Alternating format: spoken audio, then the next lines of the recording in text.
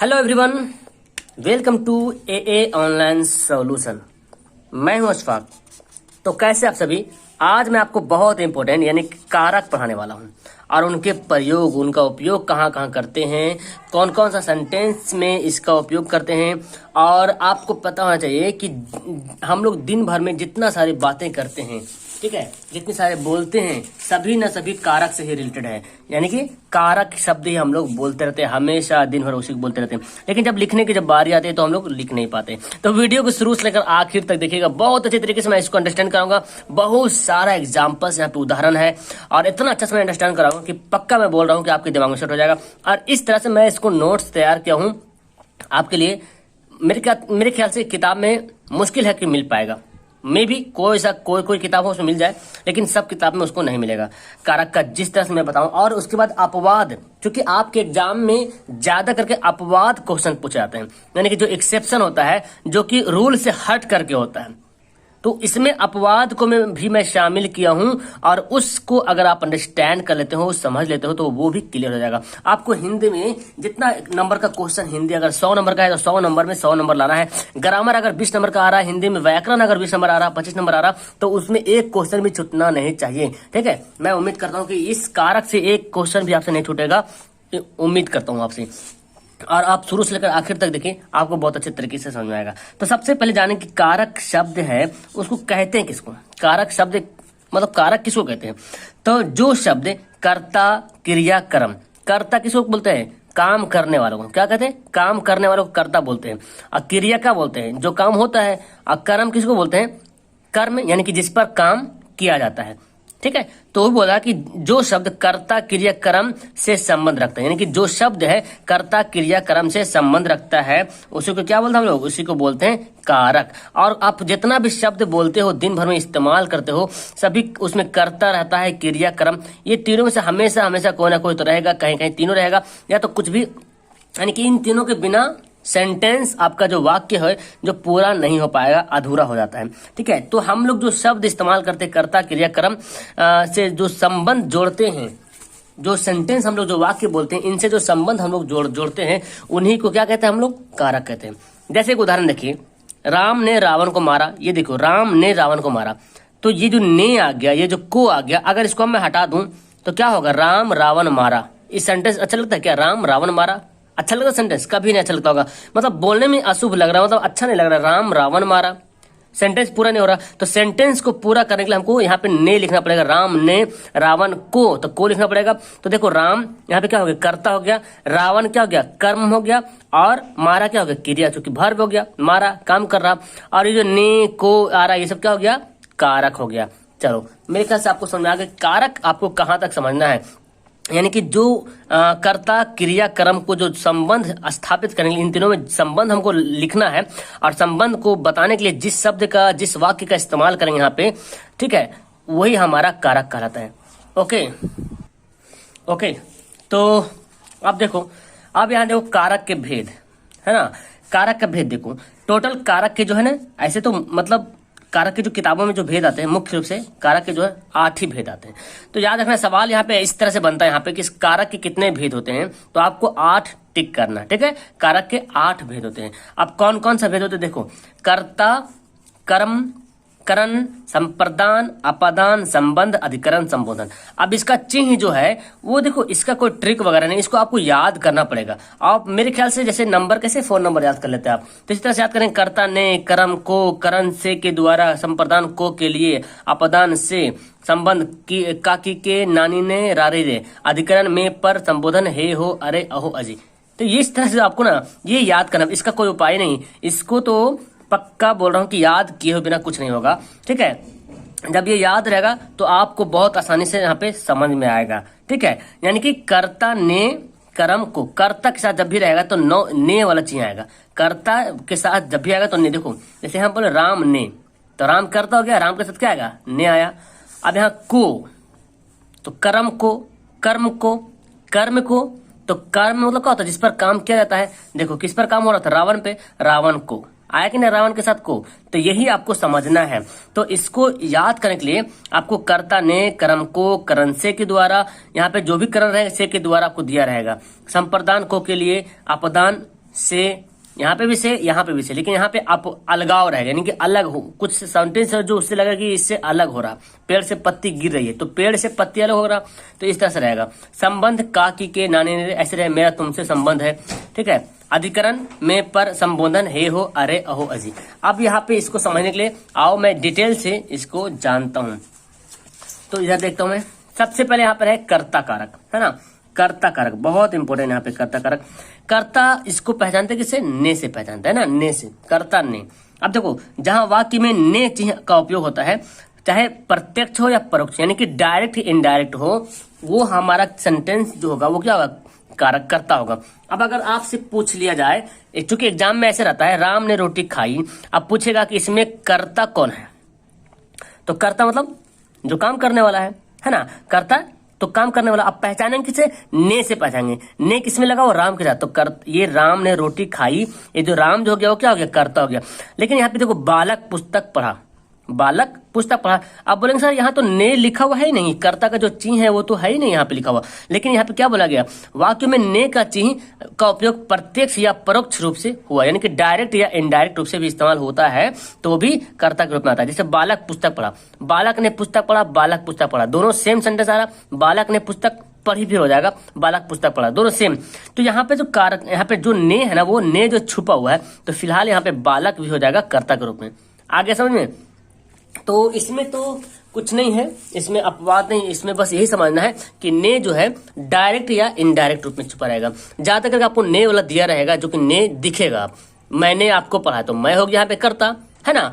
आपने यहाँ आया या आप यहाँ आए, तो आप हो गया क्या, कर्ता हो गया, यानी कि काम करने वाला हो गया। तो कर्ता तो बहुत ईजी है, हर कोई जान रहे कर्ता। चलो ये देखो कर्म, कर्म कारक, कर्म को पहचानते को से, चाहे वो डायरेक्ट हो या इनडायरेक्ट हो। कर्म को किसे पहचानते, को से पहचानते हैं, यानी कि कर्म के साथ जो को लगा रहेगा, कर्म के साथ को लगा रहेगा। अब यहाँ पे देखो उदाहरण देखो, अध्यापक ने छात्रों को दौड़ाया।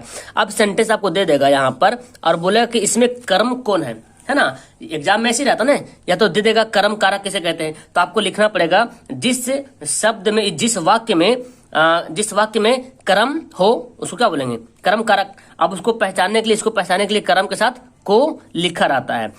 तो अध्यापक ने छात्रों को दौड़ाया, अध्यापक है कर्ता हो गया, क्योंकि ने देखो लगा हुआ है, और छात्रों को, तो छात्र क्या हो गया, कर्म हो गया। काम किस पे हो रहा, कर्म पे, यानी कि जिस पर काम होता है ना उसको क्या बोलते हैं, कर्म बोलते हैं।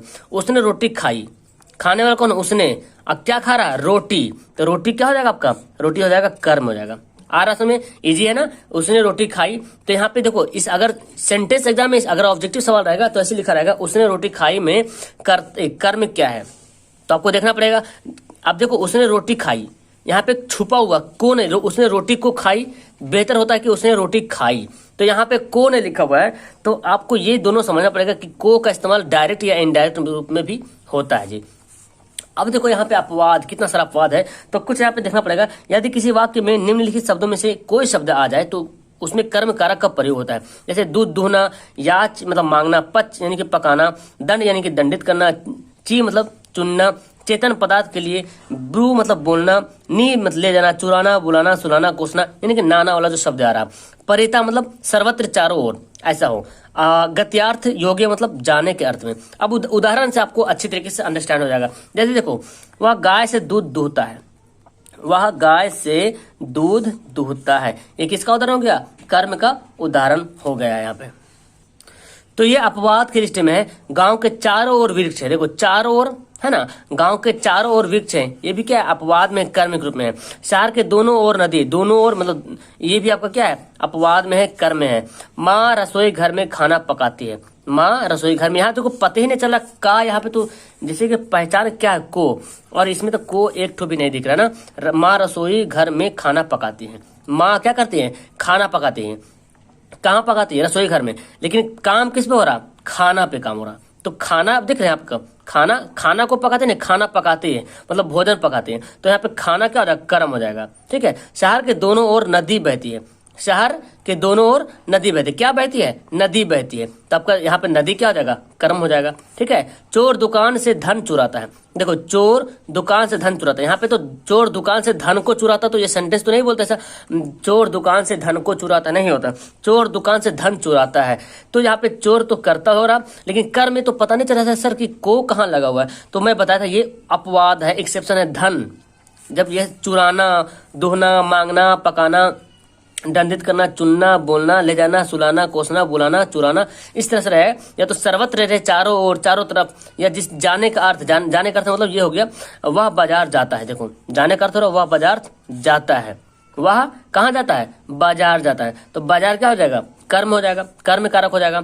और अध्यापक छात्रों को दंडित करता है, किसको करता है? छात्रों को। तो खैर तो यहाँ पे दिख रहा है ना, छात्रों को दंडित करता है, तो ये आपका क्या हो जाएगा? कर्म कारक हो जाएगा। मेरे ख्याल से आपको कर्म कारक समझ में आ गया होगा अच्छी तरीके से। मुख्य रूप से आपको समझना कि इसका जो चिन्ह होता है को होता है, लेकिन इस अपवाद को, इसका कोई ट्रिक नहीं है अपवाद का, ठीक है, आपको याद करना पड़ेगा, समझना पड़ेगा। तो 2-3 बार इसको गौर से पढ़ेंगे तो मेरे ख्याल से याद हो जाएगा। ठीक है, चलो अब नेक्स्ट आपका बचा क्या?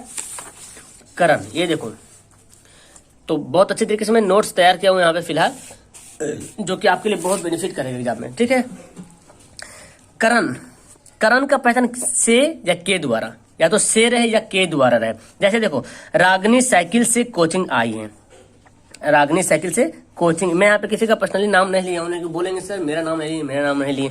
तो यहाँ पे देखो, रागनी साइकिल से किससे आई? साइकिल से। यानी कि इस सेंटेंस से पता चलेगा कि जो काम किसी वस्तु के द्वारा होता है उसको करण कारक कहते हैं। सिंपल से इसका डिफिनेशन ये हो जाएगा कि जो वह कार्य जो किसी वस्तु, जो किसी चीज या जो किसी वस्तु के सहारे किया जाता है उसको बोलेंगे करण कारक। तो रागनी साइकिल से कोचिंग आती है, किससे आती है? साइकिल से, या साइकिल के द्वारा भी बोल सकते हैं। से के मतलब वही हो ना, साइकिल के द्वारा।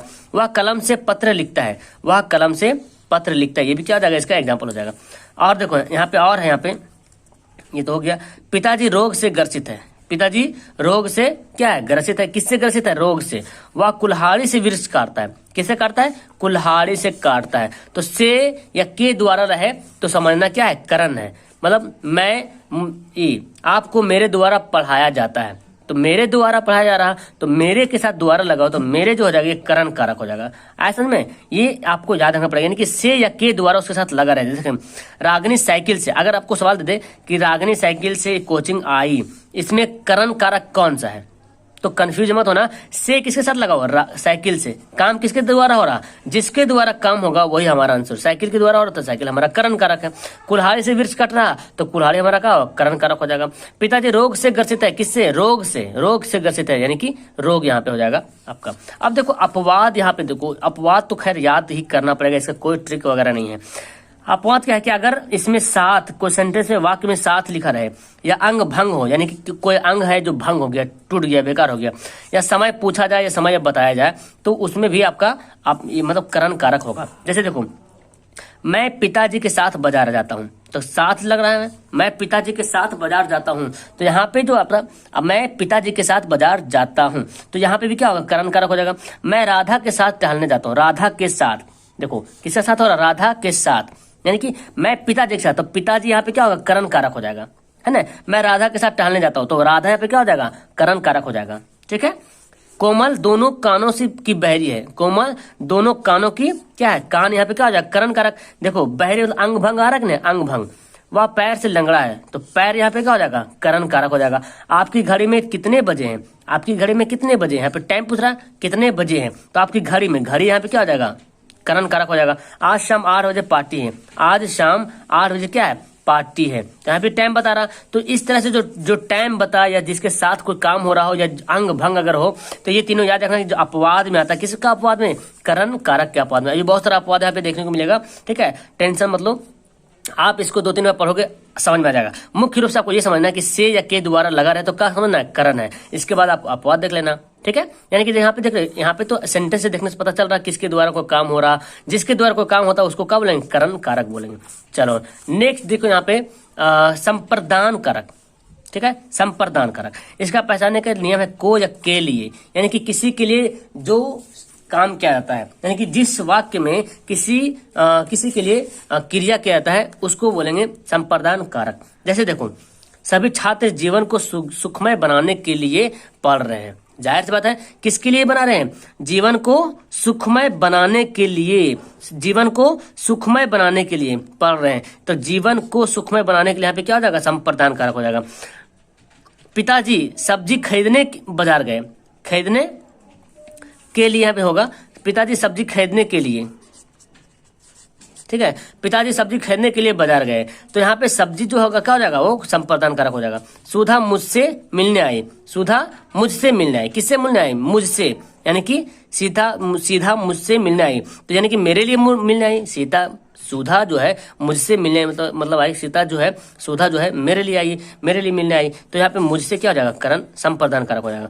बच्चा पढ़ने स्कूल आ गया, बच्चा पढ़ने स्कूल गया, क्या हो जाएगा? बच्चा पढ़ने को स्कूल गया, यहाँ पे छुपा हुआ है, तो यहाँ पे भी आपको क्या हो जाएगा? संप्रदान कारक हो जाएगा। माँ ने बच्चों को खिलौने दिए, माँ ने बच्चों को, देखो को आ गया पे, माँ ने बच्चों को खिलौने दिए। तो ये जो आपका दिख रहा, ये सब आपका क्या हो? संप्रदान कारक हो जाएगा। यानी कि जिसके साथ के या के लिए लिखा रहे, मैंने आपके लिए एक गिलास पानी लाया, तो के लिए लगा हुआ। तो ये क्वेश्चन बहुत बार आता है संप्रदान, इसको हाईलाइट करता हूं मैं। संप्रदान वाला सवाल बहुत आता है, के लिए लगा रहेगा। या तो आपको ऐसे भी सवाल देता है कि संप्रदान का चिन्ह क्या होता है, तो आपको याद रखेंगे कर्ता ने कर्म को करण से के द्वारा संप्रदान के लिए को के लिए, तो याद रहेगा तो आराम से बना लेंगे। मैंने आपके लिए यहाँ आया, ठीक है, वह मेरे लिए बाजार गई, इस तरह यूज करते हैं। संप्रदान का भी देखो अपवाद देख लो, इसका भी अपवाद देखो संप्रदान का, संप्रदान है ना, संप्रदान का अपवाद देखो। जैसे नमस्कार, अगर नमस्कार लिखा रहे तो समझना कि ये क्या है? संप्रदान है। और इसका कोई ट्रिक नहीं, आपको डायरेक्ट याद करना पड़ेगा, मैं बार बार बोल रहा हूँ। अपवाद को अपवाद ही होता है, यानी कि आपके माइंड का जो आप सोच रहे हैं जो रूल है, उस रूल का उल्टा होता है, इसको बोलते हैं अपवाद। सदा के लिए कोई काम दिया रहे तो वो भी क्या हो जाएगा? संप्रदान हो जाएगा। संप्रदान मतलब प्रदान कर रहा। देवताओं से समर्पित कोई वाक्य रहेगा तो वो भी क्या हो जाएगा? संप्रदान। जैसे देखो, गुरु जी को नमस्कार है, तो गुरु जी को नमस्कार, ये नमस्कार वाला काम हो रहा, तो यहाँ पे हमारा क्या हो जाएगा? संप्रदान हो जाएगा। माता जी को सादर प्रणाम, माता जी को सादर प्रणाम, ये भी आपका क्या हो रहा? नमस्कार हो रहा। राजा ब्राह्मण को दान देता है, राजा ब्राह्मण को क्या करता है? दान देता है यहाँ पर। तो यहाँ पर आपको वही चिन्ह पहचानना है, क्या कहता है? राजा ब्राह्मण को दान देता है, तो यहाँ पर आपको क्या समझना, ये अपवाद है। ब्राह्मण को दान दे रहा मतलब सदा के लिए दान दे रहा, थोड़े ना राजा देगा ब्राह्मण को फिर मांगेगा उससे वापस, सदा के लिए हमेशा दे रहा। तो ये भी आपका क्या हो जाएगा? संप्रदान हो जाएगा। और जैसे यह हवन सामग्री देवताओं को समर्पित है, ये भी आपका, यानी कि देवताओं से समर्पित कोई वाक्य रहे तो भी हमारा क्या होगा? संप्रदान होगा। समझ आ रहा? तो ये सबसे बड़े चिन्ह को पहचानना आपको यहाँ पे। इस सेंटेंस जैसे राजा ब्राह्मण को दान देता है, यहाँ पे जो को आ रहा, ये को किसके लिए आ रहा? संप्रदान के लिए आ रहा, संप्रदान कारक के लिए आ रहा, ठीक है। चलो नेक्स्ट आपका आपदान। तो नेक्स्ट आपका क्या था? अपादान, है ना। अपादान कारक का पहचान है से। तो यहाँ पे से का दो वर्ड आ रहा था, एक आपका आ रहा था, एक में और आपका से आ रहा था, और वो किस में आ रहा था? यहाँ देखो करण में आ रहा था, करण से। तो करण में मतलब से का मतलब दे रहा था किसी के द्वारा कोई काम हो रहा है, ठीक है। लेकिन आपादान में मतलब अलग, अलगाव, गांव, वह गांव से पढ़ने आया, गांव से मतलब अलग हो गया हुआ। पेड़ से पत्ते गिरते हैं, पेड़ से पत्ते अलग हो रहा, तो यहाँ पे जो से आया ना वो क्या आया? आपादान। आपको सेंटेंस दिया रहेगा पेड़ से पत्ते गिरते हैं, इसमें आपादान कारक कौन आता है? यहाँ पे से चुनेंगे, ठीक है। गंगा हिमालय से निकलती है, तो यहाँ पे से हो गया जो हिमालय से निकलती है। तो आपको इसमें कंफ्यूजन नहीं होना है, ये चीज समझ लेना है। से कभी करण कभी आपादान होता है। आपादान कब होगा? जब लगे कि सेंटेंस में कुछ अलग हो रहा। गंगा हिमालय से निकलती है, गंगा निकल रही कहाँ से? हिमालय से अलग हो रही है, ठीक है। बिल्ली छत से कूद गई, तो बिल्ली छत से कूदी, तो छत अलग हो गया, बिल्ली अलग हो कूद गई। वह घर से निकल रहा, घर अलग है, निकल रहा घर से, है ना। पानी, नदी से पानी बह रहा, तो नदी से पानी अलग हो रहा बह करके, ये भी आपका एग्जांपल होगा। अब देखो यहाँ पे अपवाद में क्या है? जहां पर दो व्यक्तियों या दो वस्तुओं की तुलना की जाए, अगर जहां पर दो वस्तु या दो व्यक्ति की अगर तुलना की जाए तो वहां पर भी जो से आएगा वो भी क्या हो जाएगा? आपका आपादान हो जाएगा। राम सीता से अधिक सुंदर है, हो रहा तुलना यहाँ पर, है ना। सीता गीता, अब देखो राम सीता से अधिक सुंदर है। अब इसको जब सेंटेंस देखेंगे तो आपको बोलेंगे सर ये तो राम सीता से अधिक सुंदर है, तो अगर करण यहाँ पे इस्तेमाल करते तो कैसे होगा? करण क्या बोलता है? करण बोलता है कि किसी के द्वारा कोई काम होता है। राम सीता से अधिक सुंदर, यहाँ पे कोई काम तो हो रहा है सीता के द्वारा या राम के द्वारा सीता अधिक सुंदर है। लेकिन अगर आप देखते हैं अपादान में सर बोले कि अलगाव होता है, तो राम सीता से अधिक सुंदर है, यहाँ तो अलग कुछ दिख नहीं रहा। तो ये आपका अपवाद है कि अगर कोई दो व्यक्ति की या दो वस्तुओं के बीच में अगर तुलना होने लगे तो समझ जाना वो जो से आएगा वो किसके लिए आएगा, आपका अपादान के लिए आएगा। ठीक है, राम सीता से अधिक सुंदर थे, सीता गीता से बड़ी है, यहाँ पे भी तुलना हो रहा है, सचिन कोहली से अच्छा खेलता है, ये भी आपका क्या होगा, यानी कि कंपेयर जहां होने लगे, तुलना होने लगे तो वो क्या हो जाएगा, अपादान हो जाएगा। और नेक्स्ट आपका है संबंध कारक। संबंध कारक मतलब का, की, के, नानी रे, नानी ने, रारी रे। ठीक है, जैसे कि राजा दशरथ के 4 पुत्र थे, तो के आ गया यहाँ पे, राजा दशरथ के 4 पुत्र थे। तो आप समझना है जो के यहाँ पे क्या है, संबंध कारक है। मोहिनी की बड़ी बहन स्कूल गई, यानी कि रिलेशन बताता है यहाँ पे संबंध बताता है। मोहिनी की बड़ी बहन, इसका रिलेशन क्या है, मोहन से। मोहिनी की बड़ी बहन यानी कि उसके रिलेशन किससे हो रहा है, मोहन से हो रहा है। तो की जो यहाँ पे आ जाएगा क्या आ जाएगा, संबंध कारक आ जाएगा। और यहाँ पे इसी तरह से इसका बहुत सारे एग्जाम्पल देखने को मिलेगा। फिलहाल यहाँ पर अपवाद देख लो। अपवाद यहाँ पे क्या है कि जहां पर कोई वस्तु किसी वस्तु को सदा के लिए ना दी जाए, जैसे कि एक में पढ़े थे, कोई वस्तु किसी को सदा के लिए दे दिया जाता है तो उसको क्या बोलते हैं, देखो मैं यहाँ पे लिखा था ना, एक मिनट, किसमें था, हाँ इसमें देखो, ये इसका था ना संप्रदान का था। संप्रदान में बताया था, उसका अपवाद बताया था कि अगर सदा के लिए दिया जाए कोई चीज तो वो हो जाएगा संप्रदान। सदा के लिए दिया जाएगा कोई चीज तो कोई वस्तु तो क्या हो जाएगा, संप्रदान। जैसे कि माता जी को, यहाँ देखो, राजा ब्राह्मण को दान दिया, मतलब हमेशा के लिए दान दे दिया। मैंने फकीर को 2 रुपया दिया, तो क्या मैंने फकीर को 2 रुपये दिया फिर उससे मांगेंगे, नहीं मांगेंगे ना। तो यहाँ पे हमेशा के लिए जब दे देंगे तो वो क्या हो जाएगा, संप्रदान हो जाएगा। लेकिन यहाँ पर जब कोई वस्तु किसी वस्तु को सदा के लिए ना दे जाए, जब कोई वस्तु किसी को सदा के लिए ना दे जाए, मैंने धोबी को कपड़े देता हूँ, मैं धोबी को कपड़े देता हूँ, तो धोबी कपड़ा तो रख तो नहीं लेता है, फिर तो वापस करता ही करता है, यानी कि हम हमेशा के लिए तो नहीं दिए इसको हम, यानी कि ये वापस कर देगा। तो ये सेंटेंस जब यहाँ पे जो को आया ना, ये को किसके लिए आया, को आपका जो है संबंध के लिए आया। क्या आया, संबंध के लिए आया। राजू अपने मित्र को पुस्तक ही देता है, जाहिर सी बात, राजू अपने मित्र को पुस्तक दिया, पढ़ने के लिए दिया होगा, फिर तो वो लौटाएगा ही लौटाएगा। तो यहाँ पर जो आपका क्या हो जाएगा, आपका संबंध कारक हो जाएगा। समझ गए, अपवाद को इस तरह से आपको याद करना पड़ेगा और फोकस आपको अपवाद पे दे देना। बाकी तो में, पर, से, को, के, ये सब तो सबको पता है और सब पढ़ ही रहे बेहतर से। आपका यहाँ पे अपवाद देना है जो कि एग्जाम में आता है, जिसमें फंस जाते हैं आप। अधिकरण देखो, अधिकरण में में पर, यानी कि कोई वस्तु कहीं पर रखा हुआ है उसको बोलते हैं। एग्जाम्पल देखो, छात्र कमरे में बैठे हैं, यानी कि कोई चीज जहां पर स्थित है वहां पे हम लोग किसका इस्तेमाल करेंगे, अधिकरण। यानी कि पता चलता है कि जिस क्रिया के आधार पर बोध हो, ठीक है, अधिकरण कहते हैं जिस क्रिया के आधार पर बोध हो। जैसे कि छात्र कमरे में बैठी है, अगर मैं नहीं लिखे छात्र कमरे बैठे हैं तो यहाँ पर मैं नहीं लिखेंगे तो सेंटेंस गड़बड़ हो जाएगा। तो इस सेंटेंस को पूरा करने हमको मैं लिखना पड़ेगा। हमारी सभी पुस्तकें मेज पर है, तो मेज पर, में, पर, ऊपर, सब ये किस में आएगा, अधिकरण आएगा। बच्चा 4 पर बैठा है, मोहन छत पर पतंग उड़ा रहा है, तो पर यहाँ पे जो आ रहा है ये क्या आ रहा, अधिकरण आ रहा। समझ में आ रहा अच्छे तरीके से, ओके। तो अधिकरण में क्या होगा, में पर होगा, यानी कि वहां पर जो उसका चिन्ह होगा या तो पर होगा। और लास्ट देखो संबोधन। संबोधन मतलब किसी को संबोधन करते हैं, किसी को संबोधन मतलब किसी को संबोधन करना, किसी को बोलना कुछ, और बोलना किस तरह से, एक्सक्लेमेशन पढ़े होंगे इंग्लिश में, हे, हो, अरे, अबे, इस तरह बोलते हैं।